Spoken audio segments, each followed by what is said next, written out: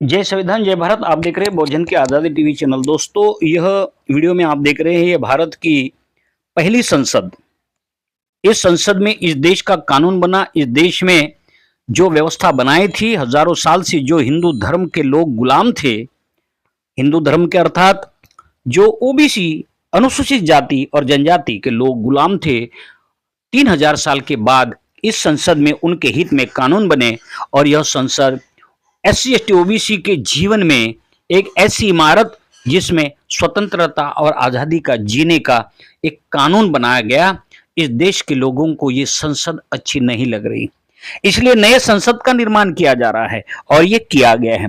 दूसरी बात, इस संसद भवन में जो डॉक्टर बाबा साहब अम्बेडकर के जो स्टैचू दिखता है संसद भवन के प्रांगण में, यह स्टैचू भी, यह पुतला भी इनको अच्छा नहीं लग रहा है। इसलिए संसद भवन के सामने से सौंदर्यीकरण के एक बहाने से डॉक्टर बाबा साहब अम्बेडकर की प्रतिमा को हटाया गया। परंतु बाबा साहब अम्बेडकर जी को चाहने वाला जो समाज और समुदाय उत्तर प्रदेश और हिंदी भाषी क्षेत्रों में, जहां से उत्तर प्रदेश से सटे हुए इलाके के सारे बहुजन समाज के लोग इसका विरोध कर रहे हैं और जंतर मंतर पर धरना प्रदर्शन कर रहे हैं। यह मनोवादी अपने अपने समय पर बहुजनों के प्रतीक, बहुजनों की आस्था केंद्र संसद, इस जगह पर अपने कुछ व्यवस्था स्थापन करने के लिए वह इसको हटाने की कोशिश कर रहे, या संसद के बदले नई संसद बना दी गई है।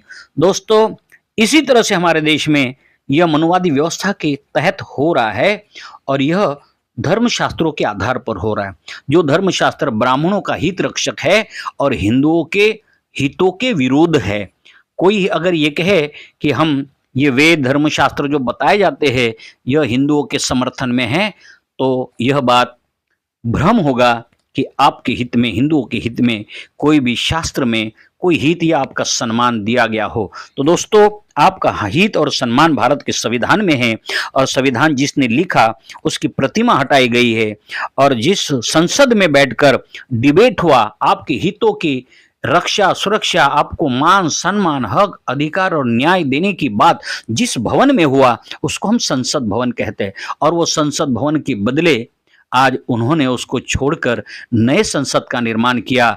उनकी भविष्य की प्रणाली, इनकी चालाकी ऐसी हो सकती है कि आने वाले समय के बाद ना तो ये संसद भवन का कोई इतिहास रहेगा, और ये संसद भवन के प्रांगण में जो बाबा साहब की मूर्ति थी, स्टैचू था, पूर्णाकृति, वह इसका गवाही ना दे सके। इसलिए यहां से हटाने का एक षड्यंत्र भी हो सकता है, मगर बहाना सौंदर्यीकरण का हो रहा है कि नहीं, पुरानी संसद के सामने जो स्टैचू है वो स्टैचू हटा दिया जाना चाहिए। और सिर्फ एक ही स्टैचू नहीं हटाया गया, गांधी का भी स्टैचू हटाने की खबरें आई है, परंतु गांधी का समाज गांधी के प्रति कितना आदर रखता है उस समाज को निर्भर करना है, मगर बाबा साहब का समाज उनको कितना आदर सम्मान करता है, उनके लिए वो हर समय जागरूक होता है। तो दोस्तों, इस तरह से हमारे देश में व्यवस्था चल रही, संसद के बदले, पुराने संसद के बदले नई संसद, और जहां बाबा साहब का स्टैचू है उसको हटा दिया जाए। और जिस देश में इस तरह की व्यवस्था हो तो फिर क्या कहा जाए। दूसरी बात कि आपको अगले वीडियो में आप ये वीडियो देखते रहिए। इस वीडियो में भी आपको दिखाया जाएगा कि भारत के राष्ट्रीय चिन्ह का प्रतीक 4 सिरों वाला माना जाता है, जिसको सम्राट अशोक का चिन्ह माना जाता है। यह भारतीय चिन्ह माना जाता है। संसद में इसको मान्यता है, संविधान में इसको मान्यता है, परंतु इसके बदले एक नई संसद बनाई गई। ये एक बहुत बड़ी सोची समझी साजिश के तहत तो नहीं बनाई गई है। तो दोस्तों, यह बात बहुत समझने की है।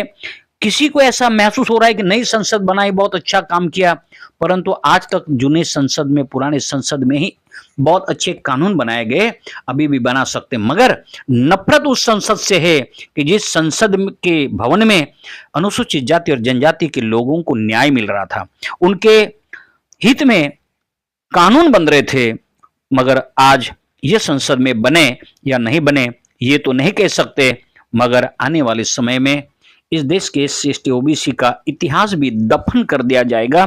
इस तरह का प्रचार इस देश में होने जा रहा है। यह एक नफरत की परिणाम है कि जूनी संसद को हटाकर नए संसद बनाना और जो पुरानी जो पहली संसद थी उसके सामने बाबा साहब के स्टैचू को हटाना, यह क्या दर्शाता है? यह कोई आरोप प्रत्यारोप करने की जरूरत नहीं है, ये तो परिणाम दिखाई दे रहे हैं। इसको गलत ना समझे कि हम किसी के विरोध में बात करें। इस देश में जिनके हाथों में व्यवस्था है, हम उनको यह बताना चाहते कि और कितनी नफरत करोगे। आपने राष्ट्रीय चिन्ह को दरकिनार करते हुए आपने सेंगोल ला के दिया। वो सेंगोल का क्या लेना देना इस देश के भारतीय व्यवस्था में और भारतीय संवैधानिक व्यवस्था में सेंगोल का कोई महत्व नहीं, परंतु जबरदस्ती उस सेंगोल को एक राजा को दूसरे राजा के हाथ में सौंपने का एक बहाना करके वो सेंगोल एक बैल का रूप है और उसको अब हाथी कहो या फिर और कुछ भी कहो या बैल कहो या नंदी कहो, कुछ भी, वो तो आपके ऊपर प्रचार माध्यम आपके पास है, इसलिए आप कुछ भी कह सकते। तो इस तरह से प्रचार हो रहा है। तो दोस्तों, वो सेंगोल भी हमारे गैर संवैधानिक है, मगर उसको स्थापन किया गया, यह मनमानी तरीके से हमारे देश में काम हो रहा है। दूसरी बात, इस देश में जो संविधान है, संविधान के इन्होंने संशोधन के बहाने ऐसे ऐसे संशोधन कर दिए हैं कि आने वाले समय में इस देश का ओबीसी समाज, इस देश का दलित आदिवासी समाज अपने सम्मान, मान सम्मान और धन संपत्ति के साथ जी नहीं सकेगा, क्योंकि ऐसे ऐसे टैक्स हमारे देश में लगने वाले हैं कि जैसे आपने जीएसटी को देखा, सभी हमारे यहां पर टैक्स लगने के बाद भी जीएसटी लग रही है। उसके बाद में नोटबंदी हुई और कहा गया कि इसमें आतंकवादियों के ऊपर, नक्सलवादियों के ऊपर लगाम कसी जाएगी, पर आतंकवादी के हमले आज भी जारी हैं।